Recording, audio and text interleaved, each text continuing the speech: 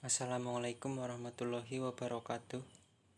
Saya Wildan Latif Daulay, mahasiswa Pendidikan Sosiologi 2020 dengan NIM 20413241027.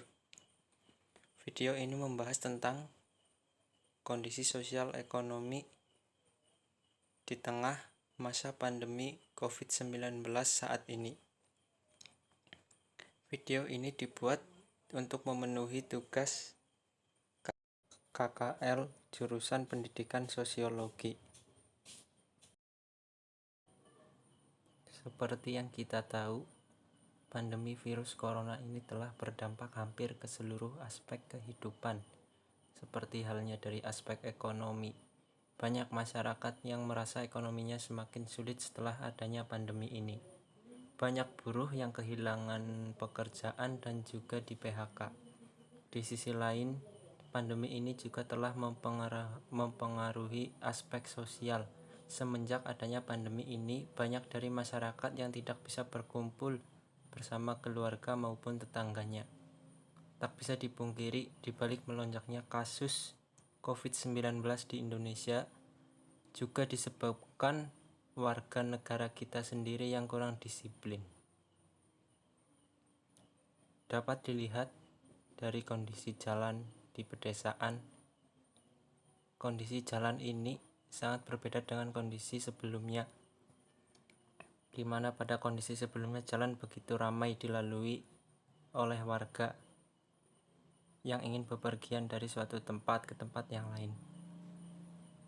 Di masa pandemi ini, warung-warung dan juga toko semuanya hampir terdampak dengan adanya pandemi.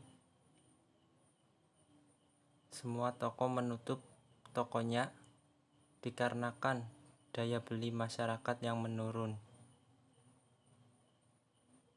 Masyarakat cenderung lebih memilih untuk berdiam diri di rumah dan memesan segala kebutuhannya melalui media online. Hal inilah yang memberikan dampak pada kondisi sosial ekonomi bagi seluruh masyarakat.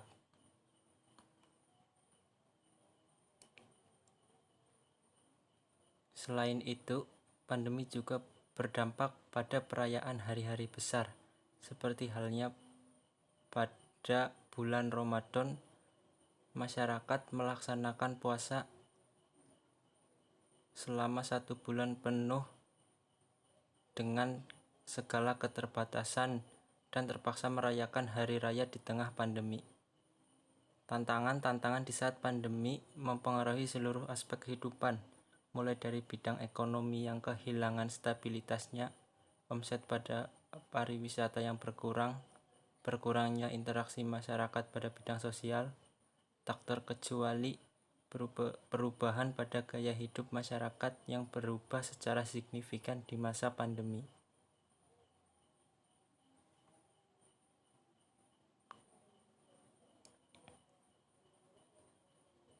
Dengan segala kekurangan yang ada ini, pemerintah diharapkan berusaha untuk mengajak masyarakat agar kompak melawan pandemi ini sehingga dapat dihadapi dengan tuntas dan berakhir dengan sesuai yang diharapkan.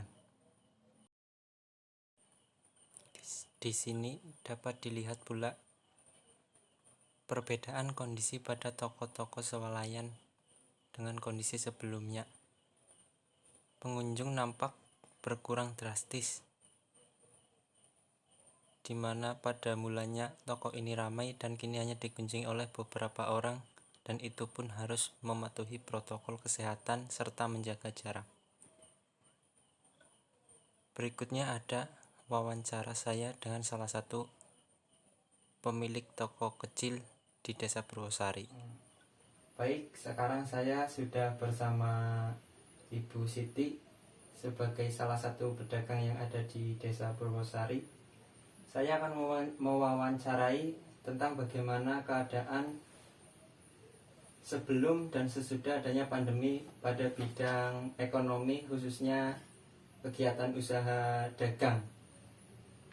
Menurut Ibu Siti, sebagai pedagang, Apakah adanya pandemi corona ini memberikan pengaruh pada kegiatan usaha Anda?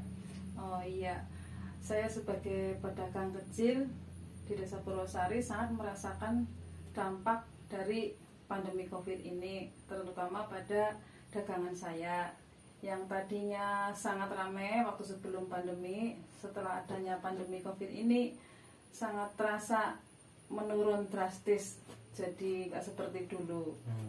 Ya. Perubahan yang paling drastis menurut Ibu Siti berarti penurunan. Oh iya, yang saya amati minat minat daya beli masyarakat itu sangat menurun tajam. Jadi yang tadinya rame, orang itu mungkin banyak yang nggak mau keluar rumah. Terus yang terpenting lagi itu pendapatan dari masyarakat itu sangat menurun karena banyak pedagang yang gulung tikar atau yang mereka bekerja di tempat-tempat jualan itu banyak yang tutup. Jadi mereka kehilangan pekerjaan kayak gitu. Untuk penurunan penghasilan yang Ibu Siti rasakan berapa besar itu? Oh, itu untuk penurunan penghasilan itu sangat sangat terasa sekali ya. Yang tadinya misalnya itu 100%, 50% itu adalah yang tadinya setiap hari saya bisa mendapatkan uang 100.000 misalnya, sekarang paling 50.000. Iya, sekitar 50%. Setengahnya ya. Iya, setengahnya. Itu sangat terasa sekali. Ya. Untuk mensikapi berkurangnya minat pembeli pada masyarakat, pada masyarakat, apa yang Ibu Siti lakukan dalam beradaptasi khususnya di kondisi pandemi seperti saat ini? Iya, saya sebagai pedagang itu harus jeli ya, harus kreatif. Sekarang saya harus putar otak bagaimana agar dagangan saya tetap laku di masa-masa sudah seperti ini. Misalnya saya harus melengkapi sebagian jualan-jualan saya yang belum lengkap. Iya, melengkapi. Jadi saya memberikan berbagai macam varian yang tadinya belum ada. Ya untuk sekedar bertahan dan tetap optimis, tetap menjalankan usaha saya. Gitu.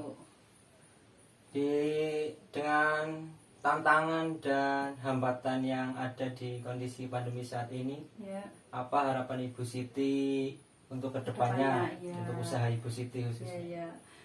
Selain doa ya Mas ya, saya selalu berdoa semoga pandemi ini cepat cepat berakhir. Jadi nanti usaha saya dan yang lainnya bisa kembali berjalan normal, bisa lancar juga ramai lagi. Terus kalau mungkin ada bantuan dari pemerintah misalnya, kami sangat mengharapkan sekali bagi pedagang. Dana lah ya, untuk meringankan kesulitan-kesulitan yang kami alami di masa pandemi ini. Mungkin itu. Ya Bu. Mungkin itu saja ya Bu. Iya. Yang bisa saya gali informasi dari Ibu Siti sebagai informan tentang bagaimana perubahan pada kondisi sosial ekonomi khususnya bagi para pelaku usaha pedagang kecil seperti Ibu Siti ini. Demikian informasi yang bisa saya dapatkan dari Ibu Siti. Semoga bisa membantu pemirsa dalam melihat kondisi pandemi seperti saat ini. Dari saya sebagai narasumber serta Ibu Siti, saya sebagai yang mewawancara dan Ibu Siti sebagai narasumber, kami mengucapkan terima kasih. Ya, sama-sama. Jadi,